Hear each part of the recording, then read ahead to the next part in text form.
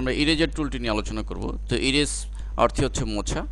তো কোনো drawing, painting অথবা ইমেজের কোনো অংশকে মোছার জন্য টুলটি ইউজ হবে। তো আমরা ইরেজার টুলে ক্লিক করে তিনটে অপশন পাবো। তো প্রথমে আমরা ইরেজার টুলটি নিয়ে আমরা আমাদের যে এখানে যে পেন্টিংটি করেছি এটি মোছার প্রয়োজন হচ্ছে। তো আমরা যদি এই ইরেজ টুল দিয়ে এটিকে আমরা ড্র্যাগ করি, দেখুন এটি মুছে যাচ্ছে।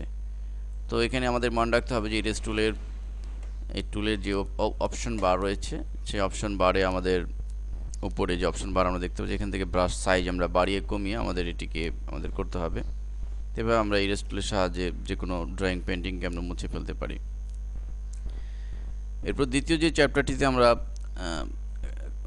দেখব সেটা হলো যে আমাদের ইরেজ টুলের পরের যে টুলটি ব্যাকগ্রাউন্ড ইরেজার টুল। এর মাধ্যমে আমরা কোনো ইমেজের ব্যাকগ্রাউন্ডকে মুছে ফেলতে পারি। তো সেক্ষেত্রে আমাদের মনে রাখতে হবে যে আমাদের যে ব্রাশ সাইজ এটি আমাদের বাড়িয়ে কমিয়ে দেখতে হবে। তো আমরা যদি এটার উপর, এই ব্যাকগ্রাউন্ডের উপর ড্র্যাগ করি, দেখুন এটি মুছে সাদা ব্যাকগ্রাউন্ডটি এখানে দেখা যাচ্ছে।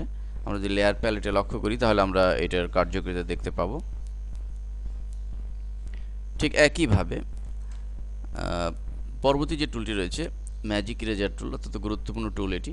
তো এটির সাহায্যে কোনো ব্যাকগ্রাউন্ডকে মুছে ফেলা যায়। তো আমরা যদি এই ব্যাকগ্রাউন্ডের উপর একটা ক্লিক করি, তো আমরা দেখতে পাবো যে আমাদের